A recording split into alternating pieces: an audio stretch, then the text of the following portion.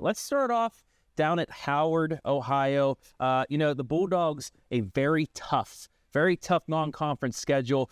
They were only down 14-12 to Colonel Crawford, who had a big win tonight. They have a chance of doing something special this year. Ended up losing, getting blown out of that one. Winford, it was a tough game for them. And then another 1-point loss to Northridge. But can the Bulldogs recover and start K-Mac play off on the right foot? Let's get to the highlights and show you just that as they took on the Loudonville Redbirds, who 2-1. Yeah. 2-1 this season. But you know what? I was even more surprised at how Loudonville has been playing. They had a blowout 60-0 victory over Mapleton that the Fantastic 50 said, they were underdogs for that game.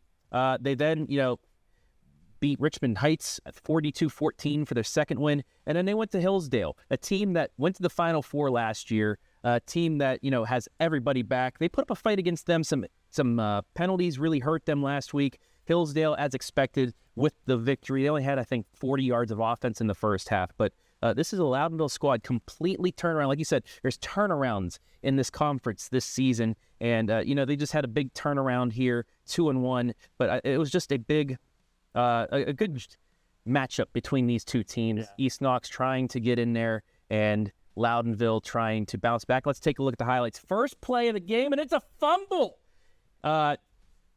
Rush Beatty picks it up right into his hands. 3 plays later, they're going to cash in. Jaxon Lester doing Jaxon Lester things, throwing down the seam route to Dakota Cooper. 52 yards. It is 7-0 Bulldogs just like that. Later in the quarter, Lester is going to find another one of his receivers. Well, it's the guy who got the fumble, Beatty. Beyond the secondary, 38 yards, 14-0 Dogs. After Loudonville muffed the ensuing kickoff, Lester makes them pay with the third different receiver. This time it's Logan Clark. Jax threading the needle, 22 yards. It is 20-0, but the Redbirds back at you. 4th and 2 from the 5. Braylon Kaufman gets the first and more, powering his way to pay dirt, 20-7.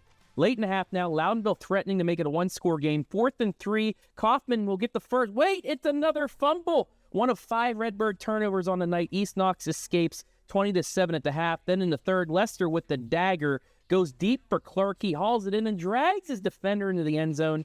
27-7. East Knox gets win number 1 on the season, 27-12. Jonathan, that is what East Knox was expecting from Lester and company this season. Yeah, exactly, and that's why he's the leading passer in the kids. He is. At the end of week 4, he came into it as well as the leading passer. He's got some weapons. He's starting to use them. Of course, he had Logan Clark a couple weeks in non-conference play, got to use him a lot. But now you're starting to get Beatty into the offense. Sure. A couple of other pieces as well that are really starting to click for this East Knox team as they get into K-Mac play. Lester, who you will see, here's a hit for the Phenoms on Monday, 14-24, 228 through the air, 4 tutties. Also on the defensive end, he had a pick, and then late in the game, he lit up a receiver legally.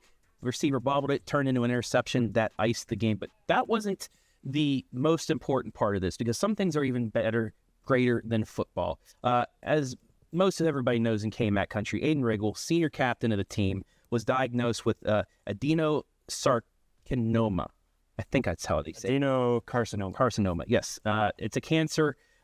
He's been at Children's Hospital in Columbus, fighting it, valiantly fighting it. He's going to beat this. I believe he can beat this. But he was on the field. He was in the captain's line for the coin flip. He was on the sidelines with his team, and I think it kind of lit him up. It lit him up for the good. It fired them up, and that's what helped out. Jaxon Lester was our MVP. I got to actually ask him a question about it because, this team's like a family, and, well, we'll let Jax explain. Great sight before the game.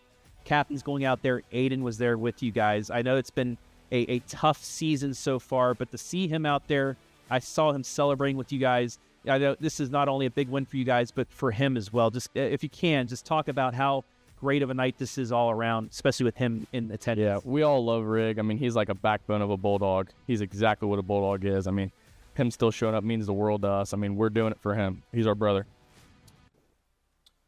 Brother indeed. And I just have to shout out not only the players, but the coaching staff too. This is, like I said, more than football, a tough situation all around. They could have done one of two things. It could have, just brought the team apart yeah, they had 3 tough losses, but it's brought this team together. The coaching staff has done a phenomenal job. Coach Beatty, too, of trying to keep, his boys focused in this. And, just having him there, East Knox, getting the big victory, keeps them in the playoff picture. That's some bonus points. But if you start 0-4, you're not going to make the postseason. So everything there, just shout out to the whole team, to the whole community, to the coaching staff for rallying around. And hopefully this is just for the better and East Knox continues to roll like this because they have a really good team.